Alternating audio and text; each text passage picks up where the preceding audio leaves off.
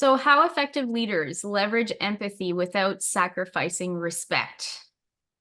That is what we're going to cover today in today's edition of We Don't Have a Name for These Lives. We probably should. We probably should, yeah. Probably should. Live training.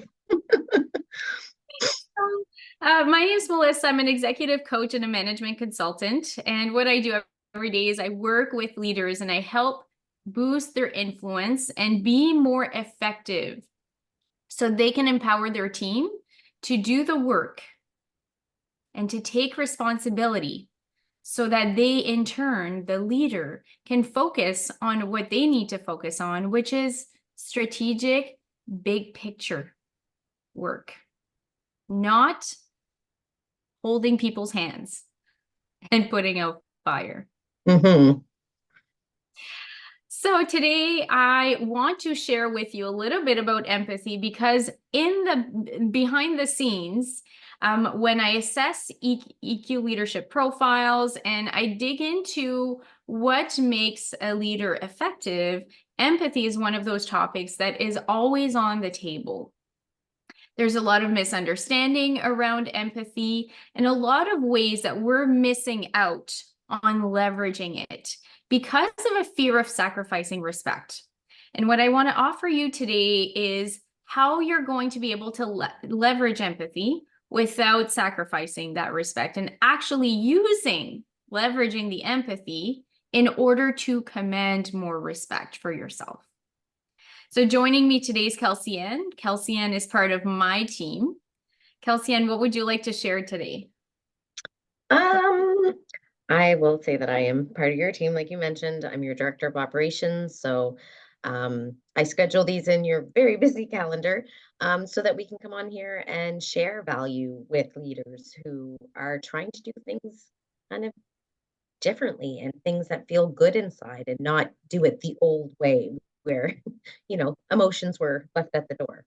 I also come on these lives to share the employee perspective because oftentimes leaders, we get, we're doing that strategic work, we're, looking at all the things and all the people, we kind of forget that there's a person that sometimes can get lost, that in essence, every person is there and we all have emotions.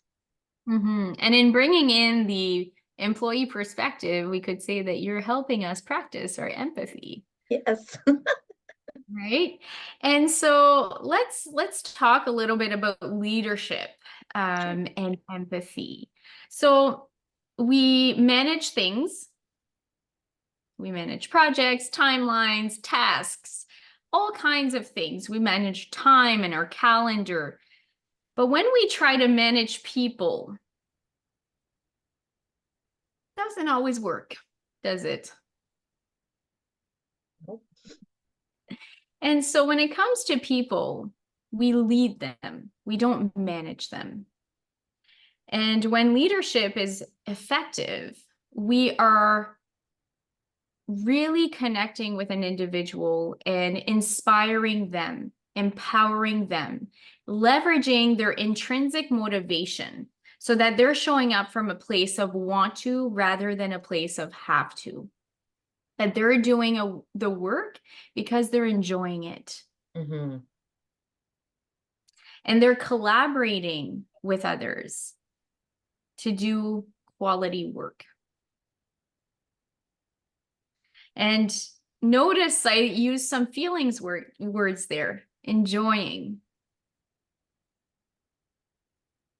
Because at the root of all of the behavior, that it be productive behaviors or unproductive behaviors, there are emotions, and emotions drive people, people drive performance. And as leaders, navigating those emotions becomes really, really important if we want people to show up and be excited and enjoy and want to do and trust is an emotion, and feel a sense of loyalty, right? These are all emotions. And they make a big difference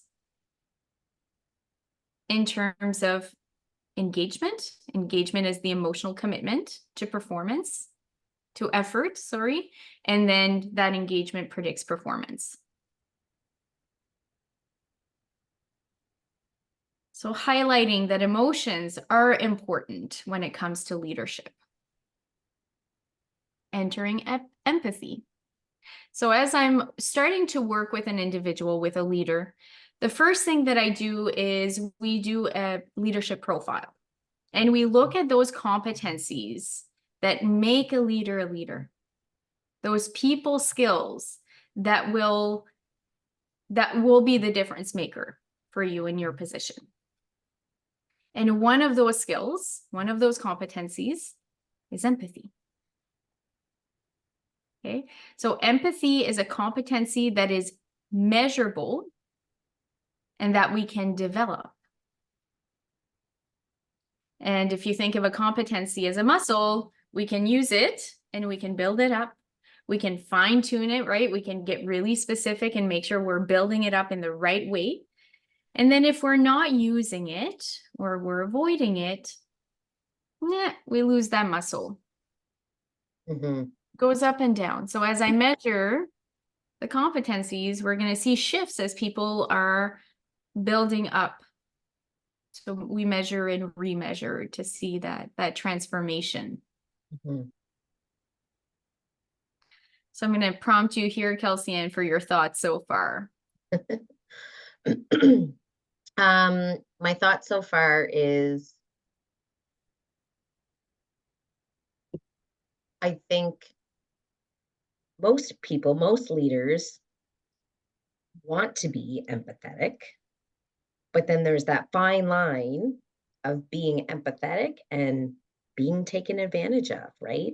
And not really knowing what true empathy is and what it is not. So I think some people fall into that trap of, I'm an empathetic leader, but the weight of the world is on my back. The weight of the world is on your back. And yeah, so let's talk about what is empathy. So empathy is the ability to connect with another person and to understand their experience, to understand their thinking, their feeling, their interpretation, their entire experience. And it does not require you to help, to do anything, to take ownership or take responsibility. So it does not come, empathy is more of a being and less of a doing. I like that. Yeah. So the problem, so when empathy is working well, so this is what we talk about when I do the debriefs of the assessment, okay? And we start talking about empathy. So when empathy is working well, we're tuning in, we're getting information about the employees, we're understanding their experience, and then now we're able to use that emotional data in our decision making and how we approach conversations and how we get buy-in. And when we're really, really good at empathy, now we're really understanding people, not just in one moment, but we're understanding them on a bigger scale, and we're understanding the teams and the team dynamics and how things are moving. And that puts us, information is power. That puts us in a really great position to work with people. In addition to that, when we connect and understand people in this way, in that connection and understanding develops a relationship. And so trust grows, the ability to work together, to collaborate grows. And that's a beautiful thing. And then when empathy is, unhealthy, so sometimes I measure empathy and it's like wide open and it's not working for the person. It's unhealthy and it's being overused. That's when we've started to sacrifice ourselves for others. And when we have in our opening up, in our connection with others and listening to understand, have crossed a line and taking responsibility for others. And so if you felt that weight, and if you felt this like, I'm picking up everything from others, I'm picking up their weight, I'm carrying them, we've crossed into unhealthy. Mhm. So what are you hearing now, Kelsey Ann? Um, I really like your definition of like listening to understand. And, you don't have to agree with what they say. You don't have to agree. You can understand without agreeing. Good point. Right? And just to know that, if you're taking it on, you're not practicing true empathy, right? Because as empathetic leaders, a lot of the times that line becomes blurred. Yeah. So it's a good reminder that we shouldn't feel that weight. And if we are, well, that's kind of a check and balance, like to be self aware that if there is a weight, then something has to shift. Yeah.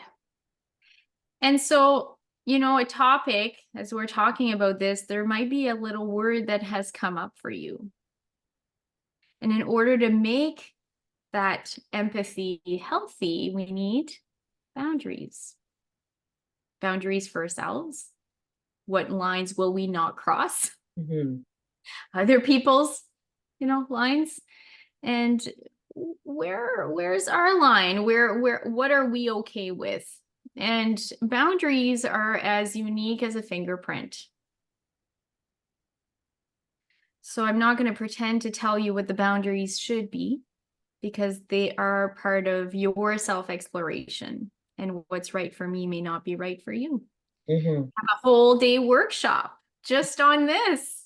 And the Yes. thing that we discover is that, wow, we all have different boundaries. And in order for those boundaries to be effective, we need to know them. We need to be able to express them with confidence. And we need to be able to maintain them and Mm-hmm. respect them ourselves. And then in turn, other people respect them. Mm-hmm. But it starts with yourself. And here's the thing.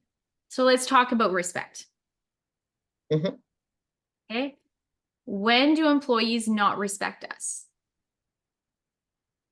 When we get caught into habits of people pleasing. So we're empathetic, we're feeling them, and we don't want to rock the boat. We don't want to deal with, because the heavy emotion affect us, right? We're carrying it. Our empathy is not necessarily working for us. It's unhealthy.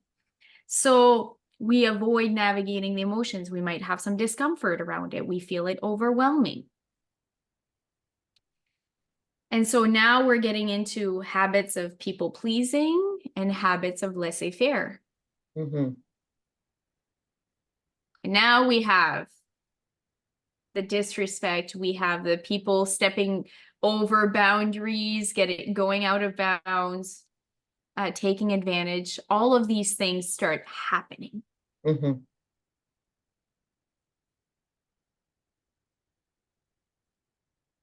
That doesn't feel good. That doesn't feel good. No. But the beautiful thing is it's up to you. And so without empathy, we're not going to understand people. We're not going to be able to connect with them, to build that trusting relationship and build the cooperation and the collaboration that we need in order to be effective. Mm-hmm. And without boundaries, we will never be able to maintain the respect. And boundaries start with you. So what I'm offering you today is the fact that you can be a true empathetic leader without it weighing you down, and without sacrificing trust, without sacrificing respect. You can have it all. And that's really up to you. And there is an opportunity for you to dive into that and create that for yourself. And you can make this year, the rest of this year, a lot smoother than what it has been previously. And it takes a commitment to your own development as a leader. And I have an opportunity for you right here, right now. This opportunity is very limited. both in terms of how many spots are open and how long you have to opt in. Mm-hmm. Okay, so I just opened 6 spots in the Executive Edge program. I was going to say accelerator. I'm about to go into my accelerator in the Executive Edge program, which is an 8-week leadership development program where you build up your influence, enhance the way that you communicate so you can be more adaptable and command that trust and respect, Mm-hmm. and have an impact on the culture, on the employee culture in a positive way. Mm-hmm. So in these 8 weeks, we start with a profile, which I just talked about, so we can actually see where your empathy is, along with all of the other competencies, because the reality is you have other competencies in play and they're affecting your empathy, and your empathy is affecting all the other competencies. So we can look at it holistically and we can have a measure for you. And then we can pinpoint exactly where your biggest ROI lies. Mm-hmm. Where if you invest in this specific area, you will be able to move the needle. The rest of the program, not the rest of the program, but then you will be joining in small group sessions where we're going to be working on these competencies, including empathy. There's a full session dedicated just to empathy. Mm-hmm. And then at the end, we will remeasure and we will end with another one-on-one coaching session. So this is a hybrid program that combines one-on-one and group. You're going to get your 2 assessments at the beginning, at the end. So we're going to have measurable, black and white information about your leadership. It's 8 weeks. And in those 8 weeks, it's amazing the results that people see. It always blows my mind. I think it blows their mind too, especially when they get the first assessment. We heard that yesterday in our group, that like they did this test and they're kind of like, okay, it's, just a multiple choice test. And then they're looking at their profile and they're like, oh my gosh, this is so accurate. And they can't get over that by answering those questions. All of a sudden, they're looking at themselves on paper and it's true. Right. And then they see, okay, this is an accurate picture of where I am right now. Holy smokes. Yeah. And that clarity that comes from it. Mm-hmm. And the map, right? It's almost like a map of here's where you can focus your attention and here's how you can do it. Mm-hmm. What I really liked when I went through the program and saw my results is I was able to see where I was strong and where there was an opportunity for growth and leverage what I was strong in to help grow that other competency. And I loved how you helped me do that. And I love that you help other leaders do that, because we do have lots of strengths that we can leverage, right? And after completing that assessment, you know exactly what they are. There's no guessing. What makes this program so different is the fact that we are measuring.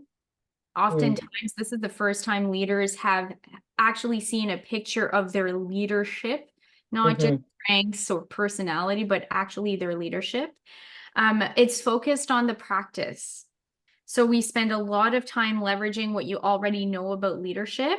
We're bringing in some new concepts and deepening concepts that you already have, but the focus is on the integration and the practice. So you start seeing results right away. And it's customized, it's personalized to you. And it's all live. This is not an asynchronous, do it yourself at your own pace kind of course. You are joining me. You're talking to me every week. You're joining your group. It is live conversations. It is real activities. It's real world examples that we're using in group development so that you can walk away and get right into the practice immediately.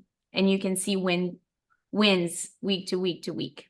And I think too, it's good to mention that through the time that they're working with you, they do get excuse me, that one-on-one access to you via an app, Voxer, and the leaders that make it a point to connect with you more than just once a week throughout the 8 weeks, really see an impact Mhm. of their growth, and their employees do too, because we hear that from leaders like, I've been practicing and I've made these shifts, and all of a sudden week 2, week 3, they come back and they're like, my employees are saying I'm doing something differently and they don't really know what, but man, like there's a shift in you. And it's great to hear those Mhm. shifts from the leaders and that other people are noticing too.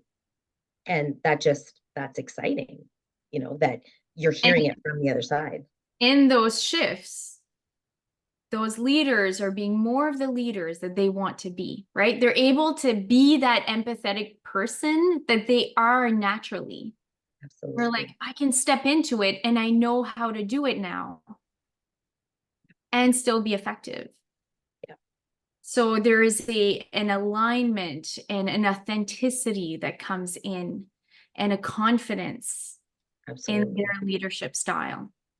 Absolutely. And it's really great to see experienced leaders, because we're not dealing with, new leaders here. We're dealing with experienced leaders who, with a few little tweaks and some like it um it really makes a huge difference Mhm. on their load that they carry.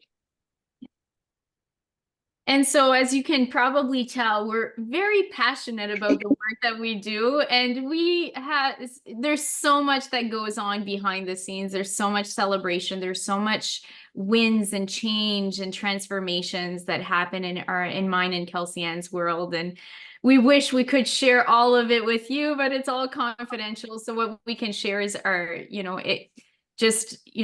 observations Absolutely. and our passion. And so if you are interested, I'd love to connect with you. I'd love to explore if this is a good fit. And I feel excited to partner with my clients to get them what they truly desire. So we have 6 seats, like I mentioned. There are seats already gone, so we don't have 6 seats available. I think we have about 3 available at this point. Mhm. We're taking applications up until Tuesday. So you have until Tuesday to decide to opt into a call, not to opt into a program, but to get on a call to explore. So it's either going to be with me or Gislain, where we're going to make sure that the program is right for you. And this is truly in alignment with your own goals. And so if it is, and it is something that you want to move forward with at that point, we'll go to the next step of providing you more details so you can bring to, like, I'm going to give you a handout so you can bring to your employer and you can get support for your participation in the program. Yes, and we've had many leaders go through the program with their employer support, and having it funded. So that's always exciting because they're empowering their leaders, and it's great to see an employer take that stance. Absolutely. So the program starts, so you have until, let's talk about like important dates here. You Mhm. have until Tuesday to book yourself into the calendar. Um, Drop the Executive Edge in the comments below if you're interested, and then I'll reach out to you to give you more details. And then we'll look at booking you in the calendar. Then, if you are in, we kick off the week of April 15th for 8 weeks. All right. So it's for the April start date. I don't know if there's going to be any other open groups until the fall.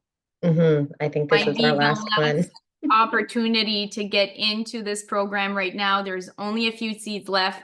We have limited time here to organize in order to order the materials and get everyone onboarded properly. Make sure that you have your assessment done, your profile, your debrief. And so the time is now. If you've Mm, been interested, even if you just want to explore the option, right now is the time. Drop the executive edge, and I'm looking forward to chatting. And just a quick note, by getting in and booking that call, you know, like we don't have to have it next year. The call with Melissa or Ghislaine doesn't have to happen next week. But whenever it does happen, you're saving yourself $1,000. So like there is a promotional price going on right now to get in. And if you don't have that, you know, if you don't take that opportunity to explore, the opportunity is probably only going to come around back again in September. So if you've been thinking about it, if you've been on the fence, we recommend booking that call. Yeah. So you don't have to wait That any. is, you know, Kelsey-Ann, I didn't think of that. I always forget. Right now, until Tuesday, we do have a promotion. We like to work with action takers. So if you take action, you will get $1,000 off your seat if you take action before Tuesday. All right. Have yourself a beautiful Friday, a great weekend. We'll see you soon. Bye.